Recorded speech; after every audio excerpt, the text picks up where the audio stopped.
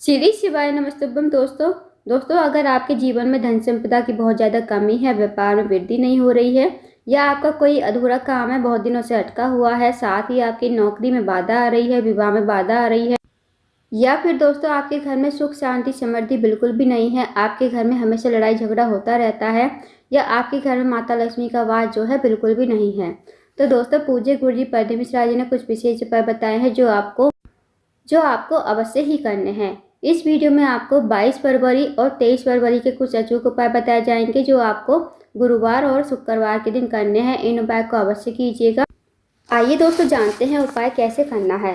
पहला जो उपाय है, यदि आप अपने भाग्य को चमकाना चाहते हो, आपकी किस्मत आपसे रूठी हुई है, अगर आप अपनी किस्मत को चमकाना चाहते हो, आपका बहुत ज़्यादा दुर्भाग्य चल रहा है, आपके जीवन में जो है सौभाग्य की वृद्धि नहीं है, तो इस उपाय को अवश्य कीजिए। इस उपाय को करने से दोस्तों आपका जो गुरु ग्रह है ना, वो भी मजबूत हो जाएगा। आपके किसी भी कार्य में बाधा नहीं आएगी, ना ही आपके किसी कार्य में अड़चन आएगी।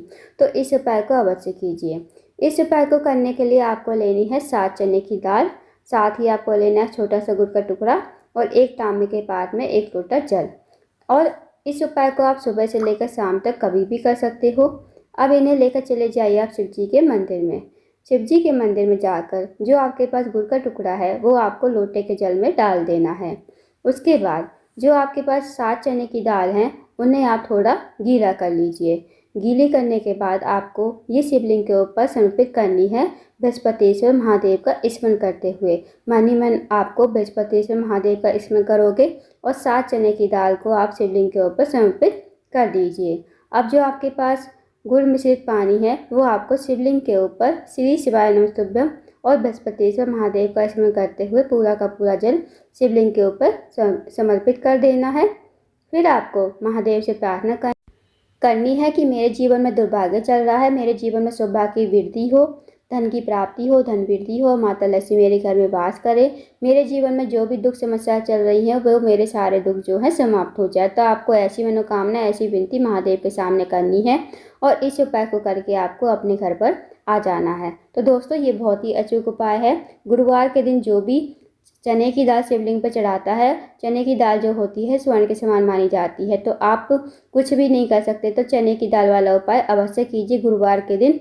इसे करने से आपका गुरु ग्रह मजबूत होगा और आपके किसी कार्य में बाधा नहीं आएगी। इस उपाय को अवश्य कीजिएगा।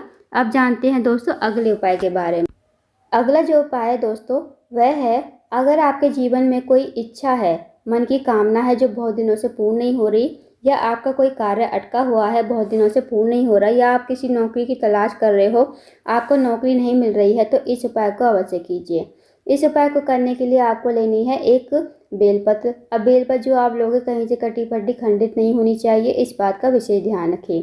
साथ ही आपको लेना है 1 चम्मच शहद और 1 तांबे के पात्र में 1 लोटा जल। अब इस उपाय को भी आप सुबह से लेकर शाम तक कर लीजिए गुरुवार के दिन। अब इन्हें लेकर चले जाइए आप शिव जी के मंदिर में।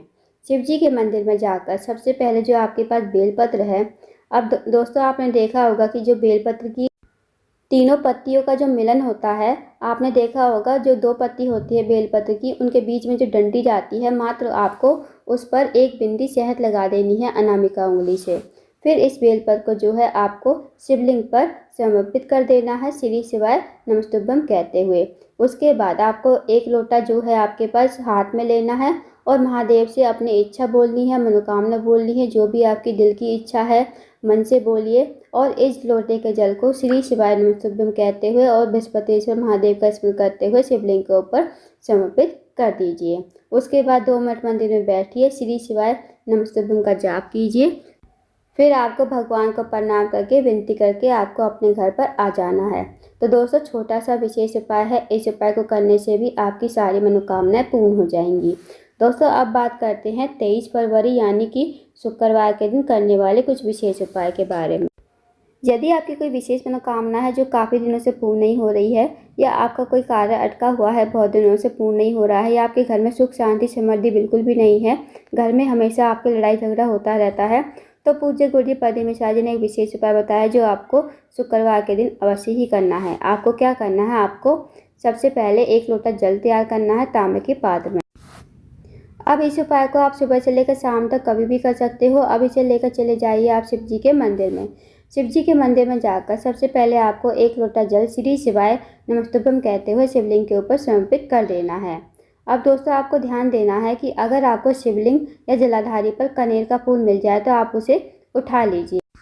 दोस्तों बस आपको कनेर के फूल से अचूक उपाय करना है। यदि आप इस कनेर के फूल से उपाय करते हो तो आपकी जो भी मनोकामना होगी ना, भोले बाबा बिना मांगे ही पूरी कर देंगे।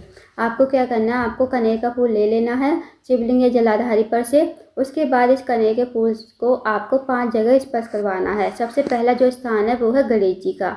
अब आप सबको पता होगा कि जो शिव जी का जो पूरा परिवार है जलाधारी पर ही विराजमान है। तो गणेश जी का स्थान जलाधारी के राइट साइड पर होता है। तो वहाँ पर आपको श्री शिवाय नमस्तुभ्यम कहते हुए स्पर्श करवा देना है। अब जो दूसरा स्थान है वो है भगवान कार्तिकेय। भगवान कार्तिकेय का स्थान होता है जलाधारी के लेफ्ट साइड पर। वहाँ पर आपको श्री शिवाय नमस्तुभ्यम कहते हुए इस कनेर के फूल को सिर्फ स्पर्श करवा देना है। अब तीसरा जो स्थान है वो है माता असुरसुंदी। माता असुरसुंदी जो है शिव जी की सबसे छोटी और प्रिय पुत्री हैं। तो आपको श्री शिवाय नमस्तुभ्यम कहते हुए माता असुरसुंदी के स्थान पर फूल को स्पर्श करवा देना है। उसके बाद चौथा जो स्थान है वो है पार्वती जी का हस्तकमल। अब दोस्तों पार्वती जी का हस्तकमल जहाँ पर शिवलिंग विराजमान होता है, दोस्तों आपने देखा होगा जहाँ शिवलिंग विराजमान होता है नीचे गोल गोल कटी भाग होता है, वही पार्वती जी का हस्तकमल होता है। तो वहाँ पर आपको ये चौथी बार स्पर्श करवा देना है श्री शिवाय नमस्तुभ्यम कहते हुए। अब जो 5वां स्थान है वो है त्रिशूल। अब मंदिर में आपको कहीं भी त्रिशूल दिख जाए तो आप वहाँ पर चले जाइए और जहाँ त्रिशूल की तीनों पॉइंट होते हैं ना, तीनों डंडियाँ होती हैं जहाँ पर मिलती हैं वो, तो वहाँ पर आपको सिर्फ स्पर्श करवाना है श्री शिवाय नमस्तुभ्यम कहते हुए। अब इस फूल को लेकर आ जाना है आपको शिवलिंग के पास लेकर आना है। अब इस फूल को आप अपने सीधे हाथ की हथेली पर रखोगे और आपके जीवन की जो भी मनोकामना है, धन को लेकर या फिर नौकरी को लेकर या फिर आर्थिक समस्या से बहुत ज़्यादा परेशान हो, आपके जीवन की कोई भी मनोकामना है, बड़ी से बड़ी छोटी छोटी मनोकामना, तो मनोकामना कहिए और इस फूल को शिवलिंग के ऊपर समर्पित कर दीजिए श्री शिवाय नमस्तुभ्यम कहते हुए। और जो फूल का खिला हुआ भाग होगा ना, वो आपको अपने सामने रखना है। इस तरह आप जो है कनेर का फूल समर्पित करोगे। अब दोस्तों ध्यान देना कि बस आपको कनेर का फूल अगर शिवलिंग और जलाधारी पर मिल जाए तभी आपको ये उपाय करना है। आपको अपनी तरफ से कनेर का फूल लेकर नहीं जाना है घर से, इस बात का विशेष ध्यान रखना। बस आपको अपने घर से 1 लोटा जल ही लेकर आना है और कुछ लेकर नहीं आना। तो इस उपाय को शुक्रवार के दिन अवश्य कीजिएगा। इस उपाय को करने से आपकी जो भी मनोकामना होगी अवश्य ही पूर्ण हो जाएगी। अब जानते हैं दोस्तों अगले उपाय के बारे में। अगला जो उपाय है, यदि आपके जीवन में धन संपदा की बहुत ज़्यादा कमी है, आपके घर में माता लक्ष्मी का वास नहीं है, तो इस उपाय को शुक्रवार के दिन अवश्य कीजिए, क्योंकि शुक्रवार का दिन जो होता है माता लक्ष्मी का दिन होता है। इस उपाय को करने के लिए सबसे पहले आपको स्टील का लोटा लेना है। स्टील के लोटे में आपको थोड़ा सा कच्चा दूध और जल डाल देना है। उसके बाद आपको लेनी है 5 दूर्वा। 5 दूर्वा को आपको अच्छी तरह से जो पीछे की डंडी होती है ना, बांध लीजिए।